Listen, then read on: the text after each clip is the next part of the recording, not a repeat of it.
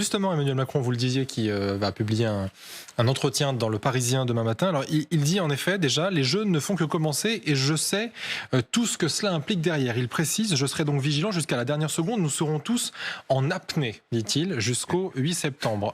Même si tout est sécurisé, préparé, celui qui dit également qu'on n'a pas le droit à l'erreur, c'est bien sûr le Premier ministre Gabriel Attal.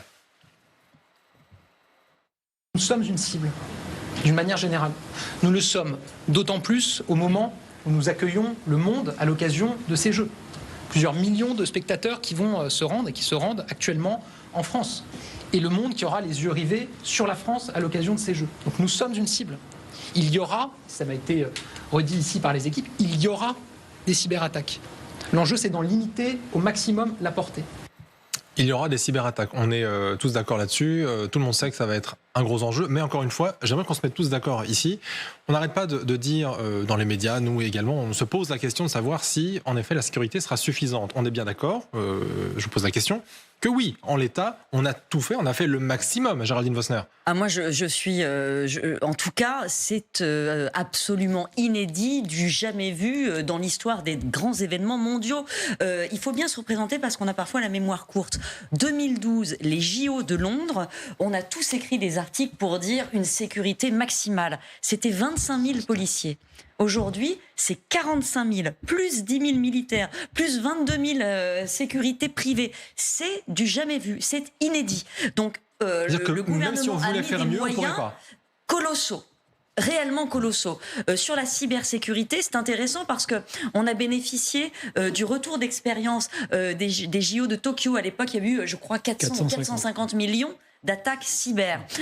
Cette fois, l'ANSSI, qui est l'Agence nationale de sécurité des systèmes informatiques, très en amont, il y a plusieurs années, je crois il y a 2 ou 3 ans, elle a répertorié toutes les entreprises, toutes les entités qui allaient travailler de près ou de loin avec les Jeux Olympiques. Elle est allée les auditer sur place, elle a listé les failles, elle a demandé des corrections, elle est allée vérifier. Donc je dis pas qu'il n'y en aura pas, il y en aura. Bien sûr. Mais c'est vrai que vraiment, on a pris des précautions qu'on a peine à imaginer. Donc je pense que s'il y a un point sur lequel, quoi qu'il arrive, le gouvernement ne pourra pas être critiqué, c'est bien sur celui de la sécurité. D'ailleurs, c'est à tel point qu'on s'en plaint aujourd'hui à Paris en disant « Ah oui, mais il y a des grilles, et puis on ne peut pas circuler comme on veut, et puis ça tue la fête. » Ça, c'est oui, parce qu'on est français, voilà, on râle. C'est le prix de cette sécurité maximale. Ouais, alors il y a aussi Vincent Crouzet qui est avec nous en duplex. Merci beaucoup d'être avec nous ce soir sur LCI. Vous êtes expert en renseignement, auteur de Service Action, le Chevalier de Jérusalem aux éditions Robert Laffont. Alors évidemment, vous, tout ce qui est sécurité, renseignement, vous connaissez ça par cœur.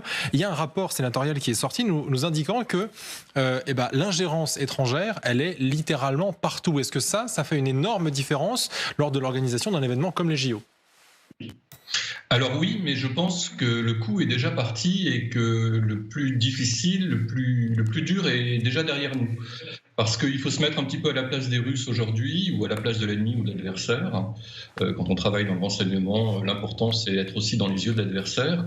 Et aujourd'hui, l'intérêt de Poutine n'est plus d'interférer sur la bonne marche des Jeux pour plusieurs raisons. La première, c'est que les Jeux effectivement sont organisés en France, mais l'olympisme c'est extraterritorial. Ça dépasse très nettement les enjeux russo-français. Et que s'attaquer aux Jeux demain, c'est s'attaquer aussi à toutes les nations qui participent aux Jeux, y compris aux nations alliées à la Russie, qui se servent du sport comme soft power, comme les Chinois par exemple. Je pense que les Russes ont déjà agi, et le poison est déjà distillé, à travers les opérations de désinformation et de déstabilisation concernant le climat sécuritaire autour des Jeux Olympiques, en faisant monter des craintes de risques d'attentats, de manifestations, de grèves. Mais est-ce que ça, on y répond ? Pardonnez-moi Vincent Crouzet, est-ce que ça justement on y répond ? Est-ce que ça fait partie, j'allais dire, de l'arsenal qui est mis en place par la France justement pour lutter contre ça ? Est-ce qu'on a les moyens de faire face à ce genre d'attaques aussi ? Parce que ce ne sont pas des attaques physiques, on le voit bien, mais ce sont des attaques qui peuvent quand même coûter cher. Est-ce qu'on fait ce qu'il faut ? Alors Guillaume, oui, on y répond dans la mesure où tous les moyens de l'État en fait sont mobilisés, de Viginum qui travaille sur les questions d'ingérence et d'influence, à Cybercom qui est en fait l'état-major cyber des armées, à DGSI, DGSE, en fait tous les moyens, tous les parapluies, les boucliers en fait sont mis en place. Le problème, c'est qu'on a affaire quand même à une nation extrêmement agressive en la matière, mais qui à mon avis a déjà réussi son opération de déstabilisation et de désinformation en présentant les Jeux Olympiques en France pense, comme une manifestation relativement insécure. Et je pense qu'ils ont réussi à créer finalement ce climat. D'ailleurs, depuis 3 jours, on ne parle que de sécurité autour des Jeux, alors qu'on devait parler de sport, d'olympisme, de réunion du monde entier, et on parle de surveillance globale, de drones, de bulles sécuritaires au-dessus de Paris, et Paris est devenu une ville en état de siège. Oui. Guillaume Roquette. Mais cependant, Vincent Crouzet, aucune délégation n'a renoncé à venir à Paris pour des raisons de sécurité. Alors effectivement, parmi les chefs d'État, Joe Biden n'est pas là, mais c'est pas forcément parce qu'il a peur pour sa santé, le pauvre. Zelensky a renoncé à venir. Il avait déjà d'autres raisons de l'avoir. Et puis, vous vous souvenez qu'Emmanuel Macron avait dit, il y a un plan B pour la cérémonie d'ouverture. Bon, si le plan B n'a pas été activé, s'il y aura bien cette grande parade sur la scène, c'est peut-être parce que les Russes n'ont quand même pas réussi à rendre impossible l'organisation de cet événement incroyable. Les Russes ou autres, d'ailleurs. Alors, on a tout de même, Guillaume a baissé la jauge de 500 000 à 300 000 spectateurs quand même sur la scène pour la cérémonie de demain. On a tout de même mis en place un certain nombre de dispositions extraordinaires en matière de sécurité. Néanmoins, je ne pense pas du tout que ce soit l'intérêt des Russes, en fait, demain, de gâcher la fête. Parce que gâcher la fête, en fait, aujourd'hui, Poutine est dans une opération de réhabilitation diplomatique. Lavrov sillonne la planète à l'heure actuelle. Et gâcher la fête demain, ce serait aussi insulter aussi le reste de la planète et pas seulement la France. Alors, je sais que nous sommes rentrés dans une période d'agressivité franco-russe, mais qui ne date pas d'hier. Hein. Souvenez-vous, ça a commencé en 2015 avec l'annulation de la vente des 2 Mistral. Ça s'est intensifié avec la première visite de Poutine le 29 mai 2017. Souvenez-vous de ce passage à Versailles avec les accusations très dures qui avaient été proférées par Emmanuel Macron à l'encontre de Sputnik et de Russia Today devant Vladimir Poutine. Donc c'est monté crescendo, mais je pense qu'aujourd'hui, pour les Russes, l'enjeu est ailleurs. Que la guerre d'influence avec la France est passée. Elle est passée avec la fin des législatives. Ils ont raté leur coup, je pense, il y a un mois, et qu'aujourd'hui, pour les Russes, l'enjeu, ce sont les États-Unis et plus du tout la France.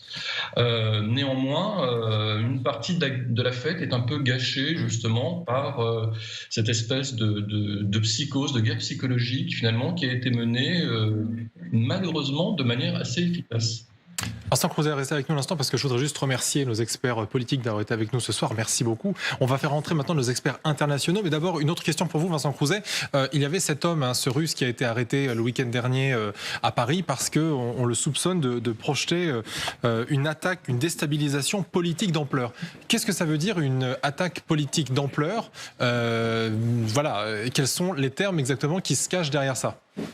Alors moi, je ne crois pas du tout à cette histoire. Je pense que cette histoire est une opération de diversion ou une opération de leurre, une opération de déstabilisation aussi qui permet de créer un climat anxiogène en fait, parce que en interpellant en fait un Russe qui serait supposé monter une opération de déstabilisation, effectivement, on crée les gros titres et du coup, on extrapole sur d'éventuelles opérations sur les Jeux Olympiques. Alors, ça peut être une opération de diversion, ça peut être une opération simplement de déstabilisation, de désinformation.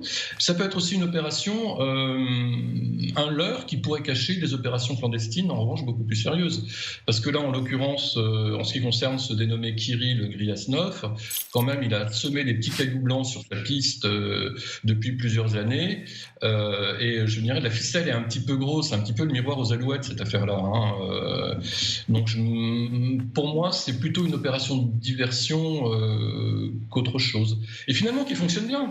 Parce que dans ce cas, comme dans le cas de l'interpellation en fait, du russo-ukrainien le 7 juin dernier, qui bricolait des explosifs dans sa chambre d'hôtel du côté de Roissy, en fait, du coup, voilà, ça crée un climat.